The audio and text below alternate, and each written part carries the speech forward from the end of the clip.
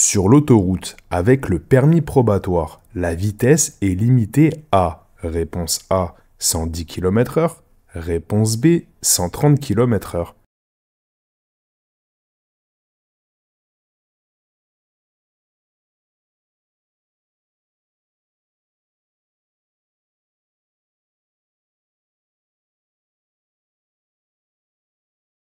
Ce panneau est implanté sur l'autoroute pour rappeler les limitations de vitesse aux conducteurs. 130 km/h par temps sec et 110 km/h quand il pleut. Sur l'autoroute, les limitations de vitesse des jeunes conducteurs en permis probatoire sont plus basses. Avec votre permis probatoire, votre vitesse maximale va être limitée en fonction du type de chaussée. Sur l'autoroute, lorsque la vitesse est limitée à 130 km/h, vous serez limité à 110 km/h. Sur les routes à accès réglementé ou les rocades, la limitation de vitesse passe de 110 km/h à 100 km/h. Sur les routes hors agglomération à double sens de circulation sans séparateur central, la vitesse maximale reste fixée à 80 km/h maximum. Rappelez-vous qu'en tant que jeune conducteur, les limitations de vitesse comprises entre 0 et 80 km/h sont les mêmes pour tout le monde. Sur l'autoroute avec le permis probatoire, la vitesse est limitée à, réponse A, 110 km/h. En cas d'accident, le système e-call prévient les secours automatiquement. Réponse A, oui. Réponse B, non. Ce système peut être déclenché manuellement. Réponse C, oui. Réponse D, non.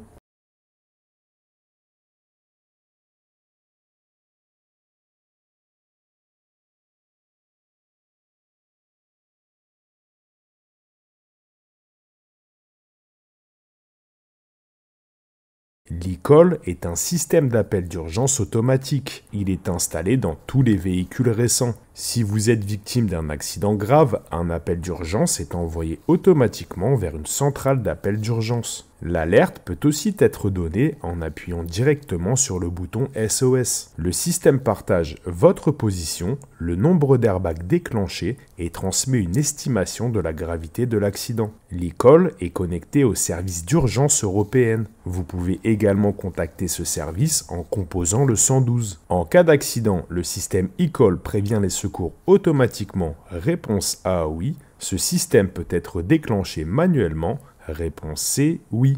Réponse A et C. La signalisation m'autorise à tourner. Réponse A, à gauche. Réponse B, à droite.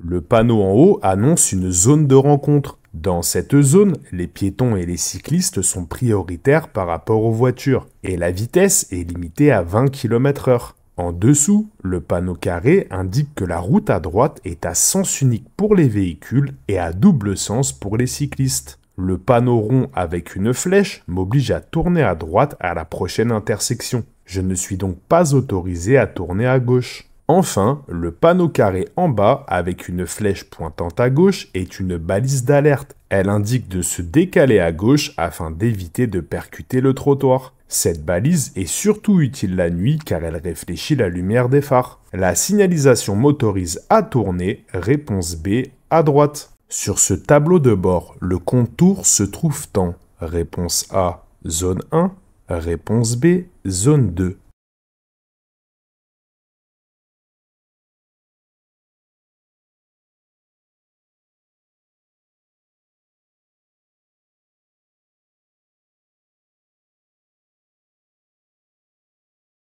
En zone 1, le cadran allant de 1 à 6 avec écrit au milieu x1000 s'appelle contour ou tachymètre. Sa fonction est de mesurer la rotation de vitesse du moteur en tours par minute. L'aiguille pointe actuellement sur le chiffre 2. Pour connaître la vitesse de rotation du moteur, je multiplie 2 par 1000.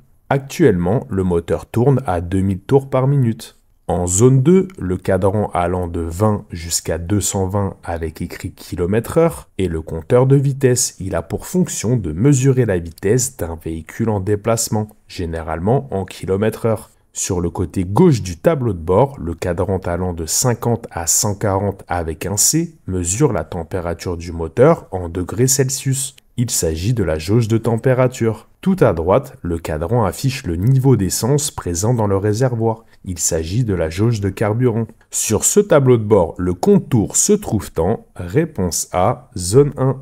Les lumières bleues sur les parois d'un tunnel permettent, réponse A, de baliser les intervalles de sécurité, réponse B, d'indiquer les sorties de secours. Dans un tunnel, les feux de croisement sont obligatoires. Réponse C, oui. Réponse D, non.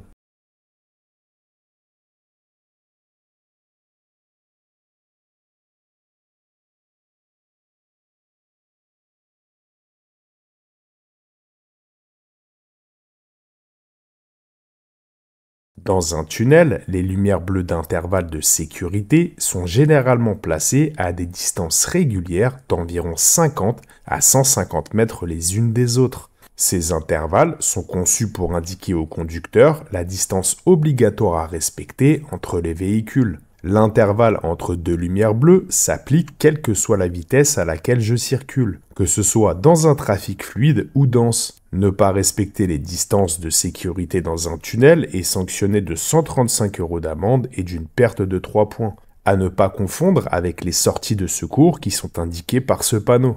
N'oubliez pas d'allumer vos feux de croisement avant d'entrer dans un tunnel, ils sont obligatoires. Soyez vigilants, oublier d'allumer ces feux de croisement dans un tunnel est puni d'une amende de 135 € et d'un retrait d'un point. Les lumières bleues sur les parois d'un tunnel permettent, réponse A, de baliser les intervalles de sécurité. Dans un tunnel, les feux de croisement sont obligatoires. Réponse C, oui. Réponse A et C. Sur les véhicules récents, l'ajustement du volant est possible en hauteur. Réponse A, oui.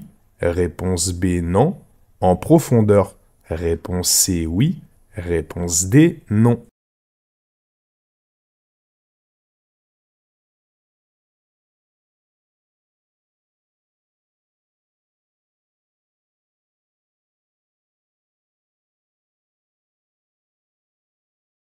Sur la plupart des voitures modernes, il est possible de régler le volant en hauteur et en profondeur. Cela permet de conduire dans la meilleure position. N'oubliez pas de régler votre siège avant de régler le volant. Pour rappel, l'ordre des réglages au poste du conducteur est le siège en premier, ensuite le dossier avec l'appui-tête, puis le volant,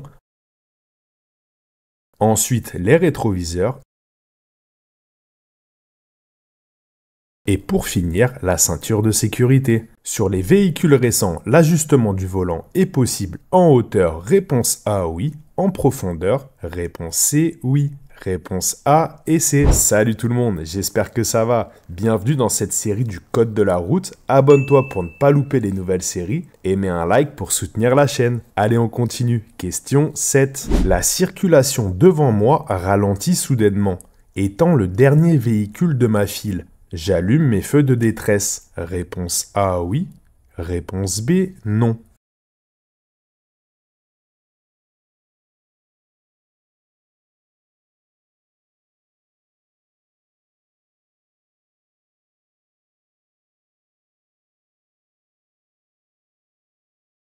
Lorsque la circulation devant vous ralentit fortement, vous devez allumer vos feux de détresse, particulièrement si vous êtes le dernier de votre file. Ce réflexe permet d'avertir les usagers arrivant derrière vous et d'éviter un carambolage. La commande des feux de détresse, aussi appelée warning, se trouve généralement au centre du tableau de bord. La circulation devant moi ralentit soudainement, étant le dernier véhicule de ma file, j'allume mes feux de détresse. Réponse A, oui. Le cycliste devant moi. Réponse A, salue un piéton. Réponse B, annonce un changement de direction.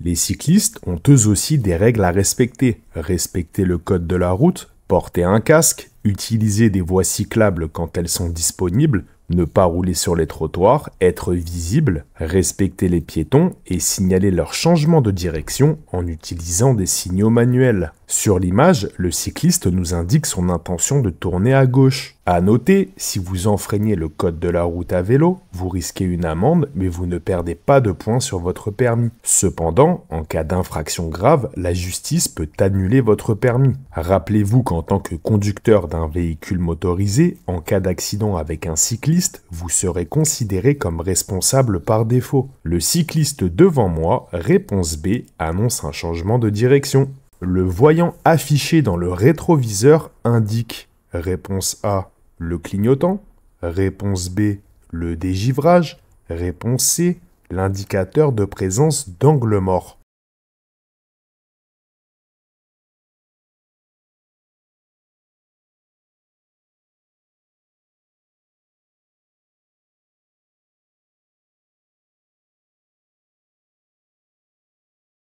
L'indicateur de présence d'angle mort est un dispositif installé dans certains véhicules qui aide à prévenir les collisions causées par les véhicules se trouvant dans les angles morts du conducteur. Ce système utilise des capteurs situés sur les côtés et l'arrière du véhicule pour détecter la présence de véhicules dans la zone non visible directe du conducteur. Lorsqu'un véhicule est détecté dans l'angle mort, le système émet généralement un avertissement visuel ou sonore. Cela permet d'alerter le conducteur d'un danger potentiel. Le voyant affiché dans le rétroviseur indique, réponse C, l'indicateur de présence d'angle mort.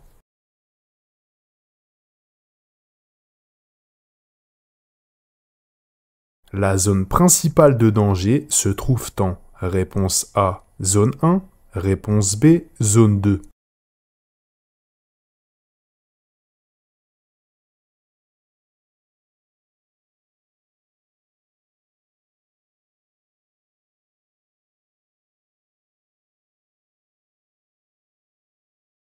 Dans la zone 1, un piéton est en train de traverser. La visibilité de ce piéton est masquée par un véhicule arrivant en sens inverse. Cette situation peut être extrêmement dangereuse. En effet, si je n'ai pas vu ce piéton pendant cette courte fenêtre de temps, je risque de ne pas anticiper et d'entrer en collision avec lui. La zone 2, quant à elle, ne représente pas de danger particulier. On peut d'ailleurs constater que le rétroviseur du véhicule stationné est replié, ce qui indique que personne ne se trouve à l'intérieur. La zone principale de danger se trouve en réponse A, zone 1.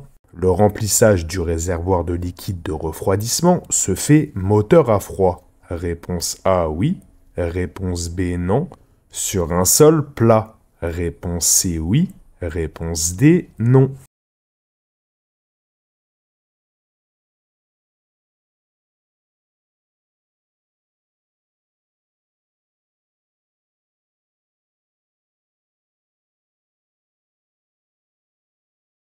Le liquide de refroidissement est essentiel au bon fonctionnement du moteur. Il régule la température interne du moteur en circulant dans le circuit de refroidissement. C'est pour cette raison qu'il est important de vérifier son niveau.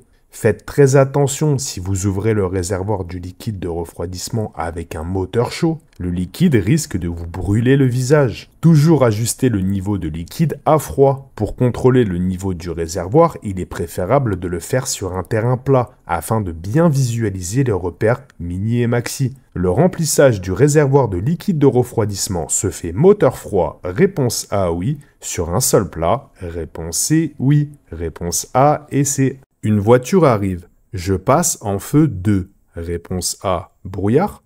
Réponse B, croisement. Réponse C, route.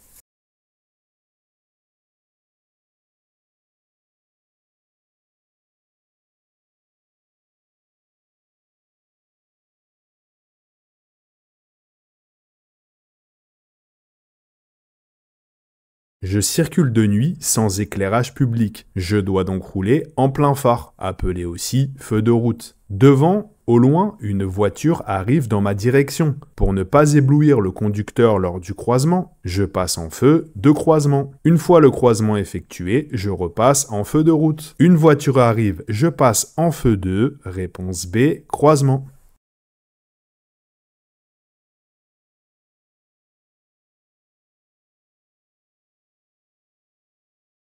Dans cette situation, réponse A, je klaxonne. Réponse B, je cède le passage au cycliste. Réponse C, je place mon pied sur la pédale de frein.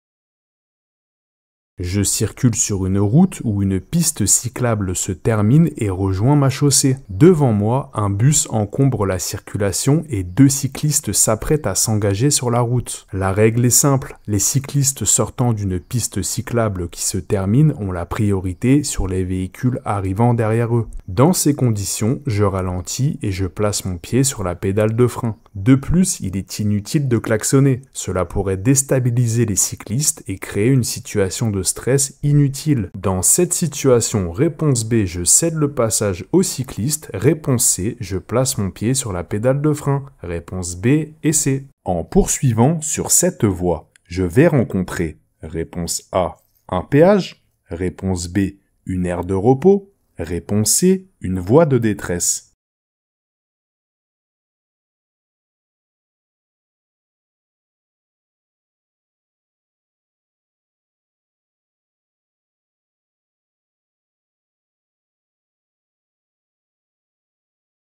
La couleur bleue des panneaux et le panonceau rouge au-dessus indiquent que je circule sur l'autoroute. Je me trouve dans la voie centrale en direction de Paris. Le panneau à gauche signale un péage, mais uniquement pour les véhicules circulant sur la voie de gauche. Le panneau me concernant est celui du milieu. Il m'indique que je me dirige vers Paris et que dans 300 mètres, je pourrais m'arrêter à une aire de repos. En revanche, la signalisation ne fait pas mention d'une voie de détresse. Pour rappel, une voie de détresse est un aménagement conçu pour permettre aux véhicules en difficulté, notamment en cas de panne de frein, d'effectuer un arrêt d'urgence en toute sécurité. En poursuivant sur cette voie, je vais rencontrer, réponse B, une aire de repos.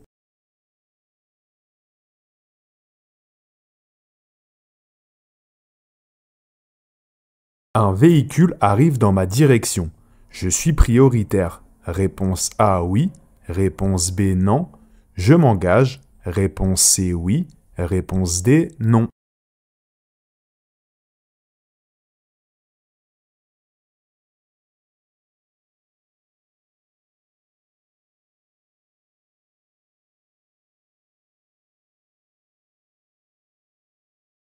Le panneau rond, avec une flèche rouge pointant vers l'avant, signale que vous ne serez pas prioritaire lors de ce croisement. Il est souvent implanté avant un rétrécissement. Le véhicule arrivant en sens inverse est donc prioritaire. Vous devez attendre qu'il passe avant de vous engager. Pour rappel, l'utilisateur arrivant en sens inverse va rencontrer ce panneau. Dans cette situation, je suis prioritaire, réponse B, non. Je m'engage, réponse D, non. Réponse B et D. En cas de panne de batterie, le moteur du véhicule branché à ma batterie doit être réponse A allumé, réponse B éteint.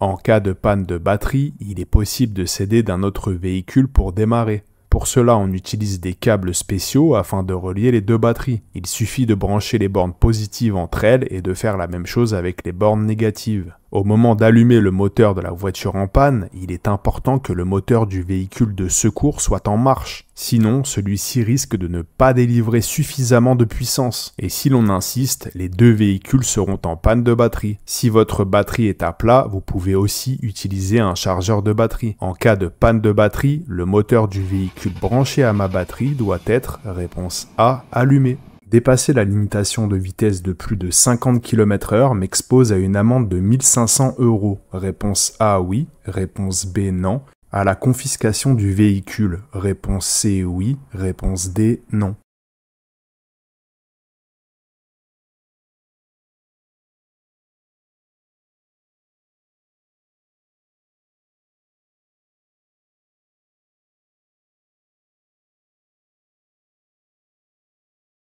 Dépasser la limite de vitesse autorisée de plus de 50 km/h peut entraîner des conséquences sévères. En cas d'infraction, vous risquez de recevoir une amende de 1 500 € et la possibilité que votre véhicule soit confisqué, de perdre votre permis, de ne pas pouvoir repasser le permis rapidement, de devoir payer un avocat. Donc attention aux excès de vitesse. Dépasser la limitation de vitesse de plus de 50 km/h m'expose à une amende de 1 500 €. Réponse A, oui. La confiscation du véhicule. Réponse C, oui. Réponse A et C. Pour encourager mes passagers à vérifier si des véhicules arrivent par derrière, je leur demande d'utiliser le bras opposé pour ouvrir la porte. Réponse A, oui. Réponse B, non.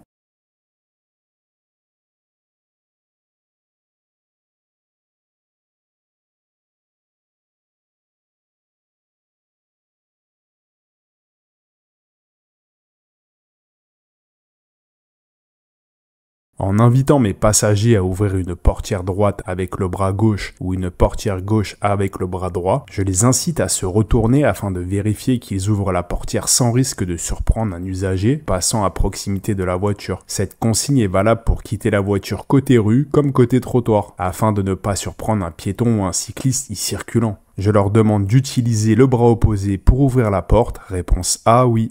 En général, les quantités d'alcool servies sont plus généreuses. Réponse A au restaurant, réponse B à la maison.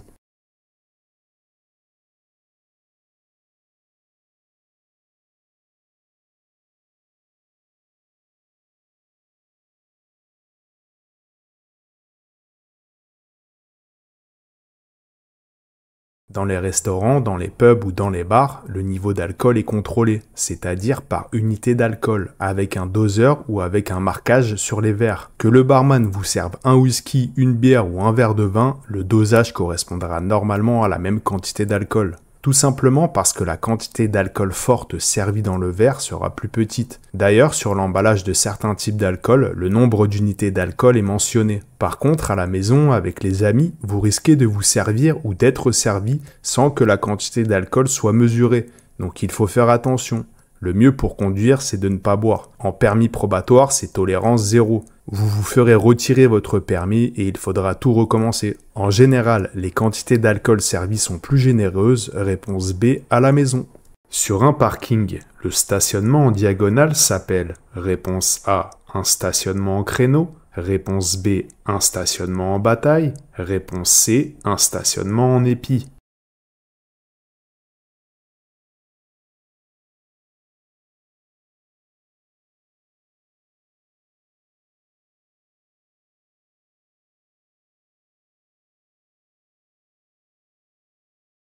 Le stationnement en diagonale tel que celui que vous voyez sur l'image s'appelle un stationnement en épi. Contrairement au stationnement en créneau qui est parallèle à la chaussée ou au stationnement en bataille qui est perpendiculaire à la chaussée, le stationnement en épi se fait en biais, souvent à un angle de 45 degrés par rapport à la bordure du trottoir ou de la chaussée. Il est souvent utilisé dans les parkings pour faciliter les manœuvres d'entrée et de sortie des véhicules. Sur un parking, le stationnement en diagonale s'appelle, réponse C, en épi. Les plaquettes de frein sont situées, réponse A, en zone 1, réponse B, en zone 2. Ce système de freinage est, réponse C, à disque, réponse D, à tambour.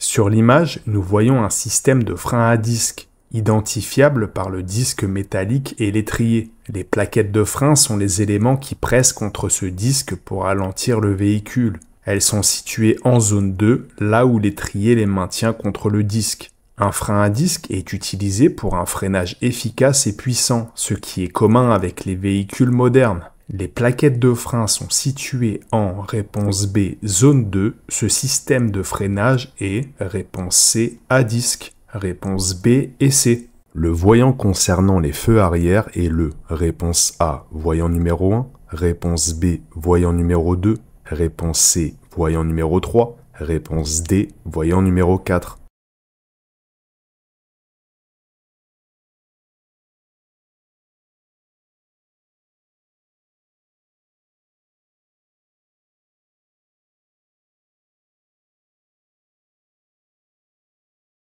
Sur un véhicule, il existe deux types de feux arrière, les feux de recul et les feux de brouillard arrière. Seuls les feux de brouillard arrière sont activables depuis une commande sur le tableau de bord. Sur l'image, le voyant des feux de brouillard arrière est représenté par le voyant numéro 4. Le voyant bleu numéro 1 représente les feux de route ou plein phare. Le voyant vert numéro 2 représente les feux de croisement. Le voyant vert numéro 3 représente les feux de brouillard avant. Et le voyant orange numéro 4 représente les feux de brouillard arrière. Le voyant concernant les feux arrière est le, réponse D, voyant numéro 4.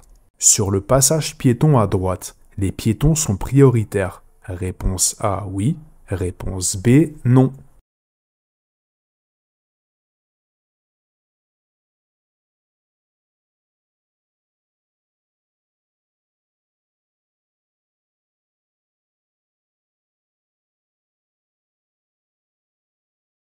Dans cette situation, les piétons ont la priorité sur le passage piéton de droite car le feu piéton, représenté par un bonhomme, est vert. Cela signifie que les piétons sont autorisés à traverser et les conducteurs tournant à droite doivent leur céder le passage, même si le feu est également vert pour les véhicules. Attention, un refus de priorité aux piétons est passible d'un retrait de 6 points et de 135 € d'amende. Sur le passage piéton à droite, les piétons sont prioritaires. Réponse A, oui. Je circule. Réponse A, sur une route nationale. Réponse B, sur une route départementale. Réponse C, sur une route européenne.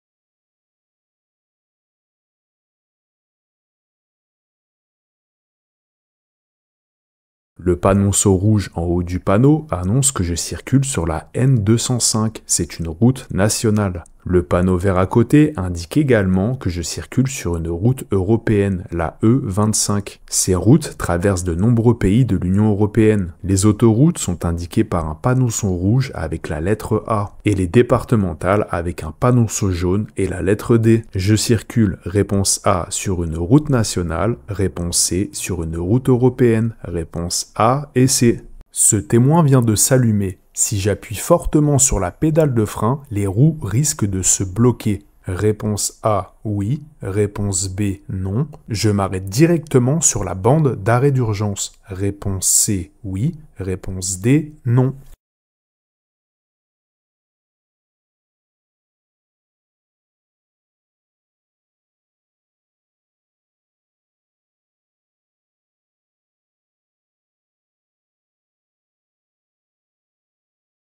Lorsque le témoin ABS s'allume, cela signifie qu'il y a un problème avec le système de freinage anti-blocage. Si vous appuyez fortement sur la pédale de frein sans l'ABS, vos roues risquent de se bloquer, ce qui peut provoquer une perte de contrôle du véhicule. Les voyants de couleur orange ou jaune sont des voyants d'alerte. Ils s'affichent lorsqu'un problème électronique ou bien mécanique apparaît. L'arrêt du véhicule n'est pas obligatoire, contrairement aux voyants rouges. Ce témoin vient de s'allumer. Si j'appuie fortement sur la pédale de frein, les roues risquent de se bloquer. Réponse A, oui. Je m'arrête directement sur la bande d'arrêt d'urgence. Réponse D, non. Réponse A et D. Un enfant perçoit le danger de la même façon qu'un adulte. Réponse A, oui. Réponse B, non.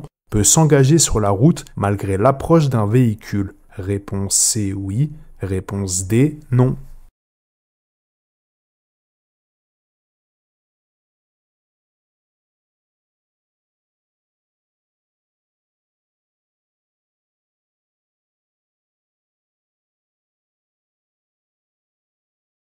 Un enfant ne perçoit pas le danger de la même manière qu'un adulte. Il n'a pas encore développé pleinement ses capacités de jugement et de prise de décision face aux risques de la route. De plus, il peut s'engager sur la route sans prendre en compte l'approche d'un véhicule, car il est souvent concentré sur son jeu ou d'autres distractions. Il est donc crucial de redoubler de vigilance lorsqu'il y a des enfants près de la chaussée. Un enfant perçoit le danger de la même façon qu'un adulte. Réponse B, non.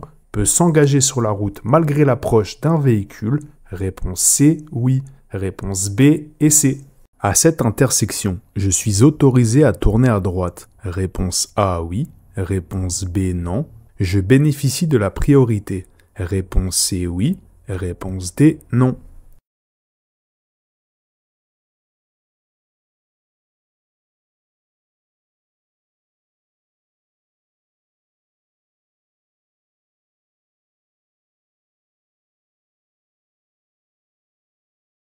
Le panonceau carré à gauche est mis en place lors de croisements complexes. Il m'informe qu'à droite, la circulation est permise uniquement dans un sens. En effet, le panneau rond rouge avec une barre blanche au centre est un panneau de sens interdit. Je ne suis donc pas autorisé à tourner à droite. Ce schéma m'indique qu'à cette intersection, ma route est prioritaire. Elle est représentée par un trait large. Le panneau triangle au-dessus me confirme qu'à cette intersection, je suis prioritaire. C'est un panneau de priorité ponctuelle. À cette intersection, je suis autorisé à tourner à droite. Réponse B, non. Je bénéficie de la priorité. Réponse C, oui. Réponse B et C. La direction assistée fonctionne. Moteur allumé. Réponse A, oui. Réponse B, non. Moteur éteint. Réponse C, oui. Réponse D, non.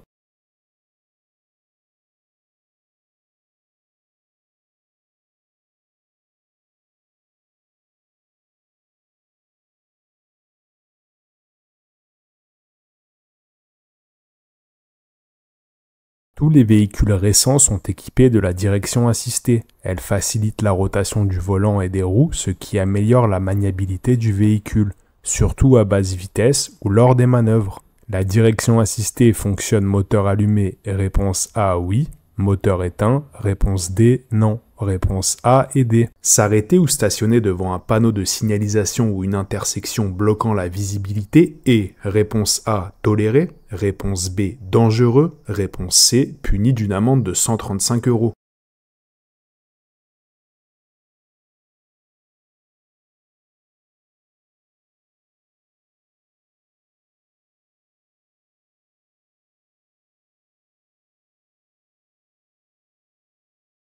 S'arrêter ou stationner devant un panneau de signalisation comme un panneau stop ou à une intersection est dangereux car cela bloque la visibilité des autres usagers. Cette infraction est punie d'une amende de 135 €. Cela peut provoquer des accidents en empêchant les autres conducteurs de bien voir la route ou les autres véhicules qui arrivent. S'arrêter ou stationner devant un panneau de signalisation ou une intersection bloquant la visibilité est réponse B dangereux, réponse C puni d'une amende de 135 €. Réponse B et C. Je suis autorisé à m'arrêter le long du trottoir pour faire descendre mon passager. Réponse A, oui. Réponse B, non.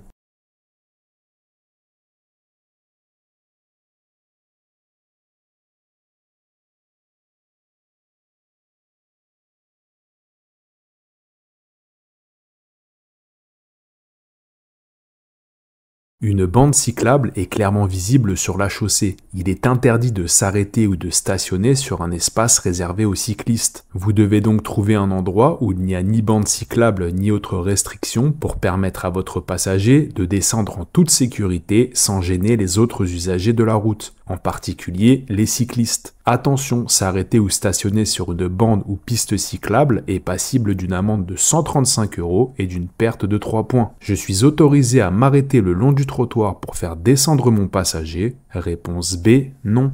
Je circule actuellement. Réponse A, en agglomération. Réponse B, hors agglomération.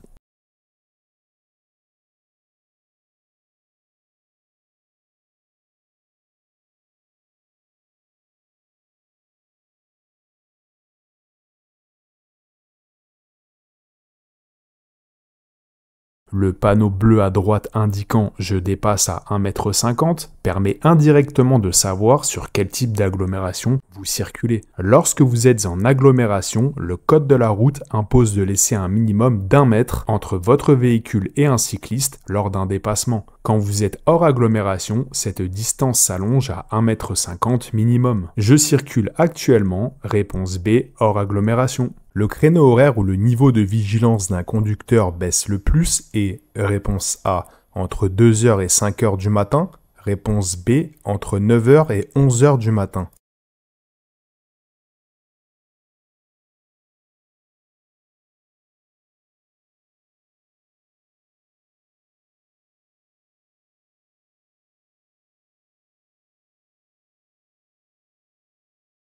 La vigilance se traduit par la capacité à répondre à tout moment aux événements qui se présentent. La période entre 2 et 5 heures du matin correspond à un besoin naturel de sommeil. Se lever à une heure inhabituelle bouleverse notre horloge biologique et ce créneau horaire coïncide avec notre phase de sommeil profond. Par conséquent, conduire pendant cette période présente un risque accru d'endormissement. Il est donc conseillé d'éviter de conduire la nuit lorsque cela est possible. Le créneau horaire où le niveau de vigilance d'un conducteur baisse le plus est, réponse A, entre 2 heures et 5 heures du matin. Dans un véhicule, l'ensemble des technologies déployées pour prévenir les accidents s'appelle, réponse A, la sécurité active, réponse B, la sécurité passive. La ceinture est un élément de sécurité, réponse C, actif, réponse D, passif.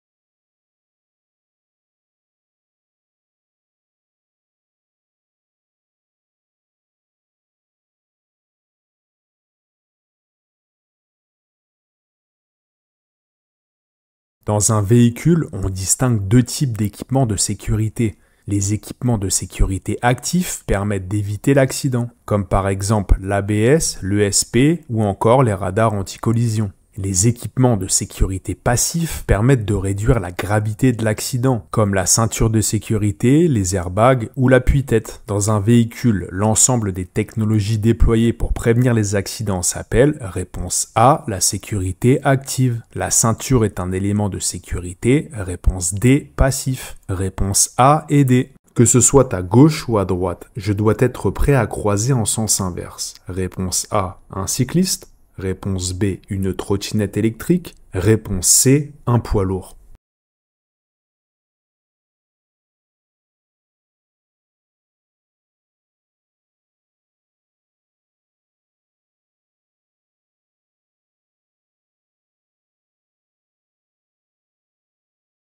Dans cette situation, il faut être prêt à croiser des cyclistes ou des engins de déplacement personnel motorisés circulant en sens contraire. Les panneaux indiquent que la rue est à sens unique pour les véhicules motorisés. Cela signifie qu'aucun véhicule motorisé ne circulera vers moi. Le panneau rond avec un camion interdit l'accès à droite aux véhicules transportant des marchandises. Que ce soit à gauche ou à droite, je dois être prêt à croiser en sens contraire. Réponse A, un cycliste. Réponse B, une trottinette électrique. Réponse A et B. Je circule sur l'autoroute. Réponse A, oui. Réponse B, non. Je suis correctement placé. Réponse C, oui. Réponse D, non.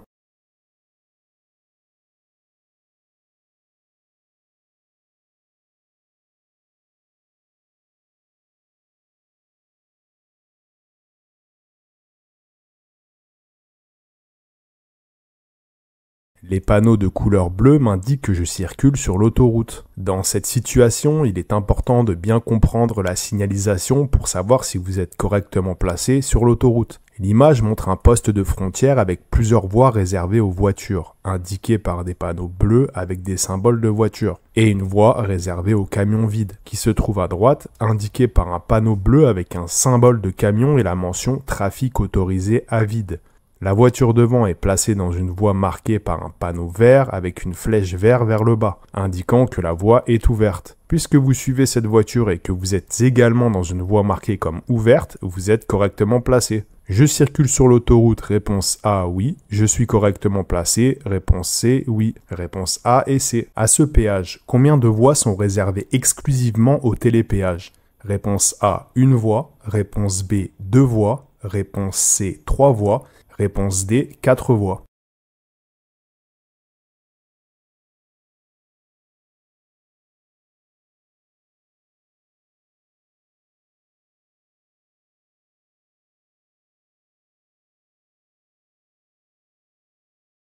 Il est nécessaire d'observer les panneaux de signalisation situés au-dessus des voies. Sur l'image, deux voies sont marquées avec le symbole du télépéage. Une lettre T orange sur fond noir. Ces panneaux indiquent que ces voies sont destinées uniquement aux véhicules équipés d'un badge de télépéage. À l'inverse des autres emplacements de paiement, il permet un passage rapide et automatisé sans avoir à s'arrêter. À ce péage, combien de voies sont réservées exclusivement au télépéage? Réponse B, 2 voies. Coller la vignette d'assurance sur le pare-brise est obligatoire. Réponse A, oui. Réponse B, non.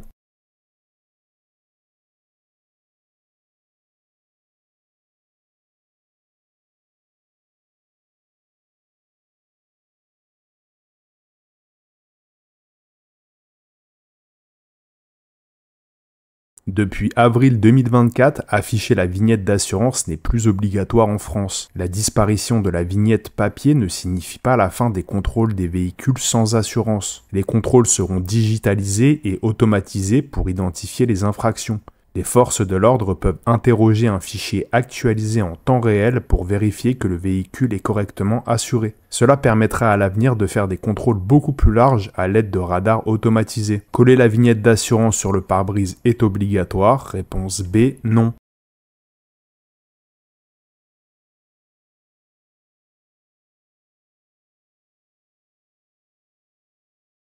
La zone principale de danger se trouve en réponse A, zone 1, réponse B, zone 2.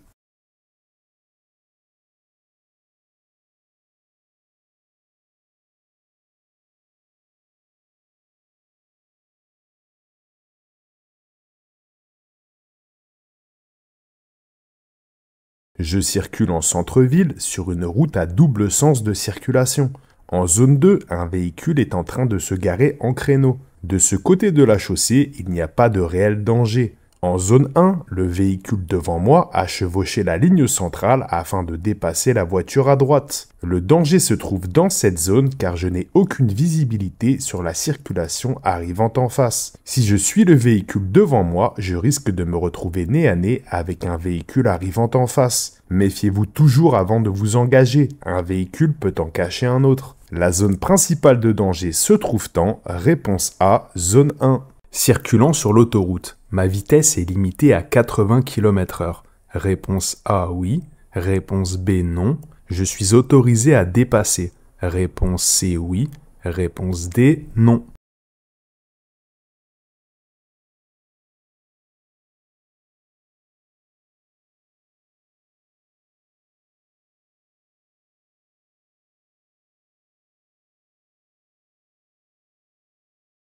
Sur cette autoroute, le panneau de limitation de vitesse à 80 km/h s'applique uniquement aux véhicules de plus de 3,5 tonnes. Le panonceau situé en dessous du panneau indique à qui s'adresse cette limitation. Le panneau en dessous interdit uniquement aux poids lourds de dépasser. Circulant sur l'autoroute, ma vitesse est limitée à 80 km/h. Réponse B, non. Je suis autorisé à dépasser. Réponse C, oui. Réponse B et C. La voie de gauche est réservée aux véhicules à très faible émission. Réponse A, oui. Réponse B, non. Aux véhicules ayant au moins 2 occupants à bord. Réponse C, oui. Réponse D, non.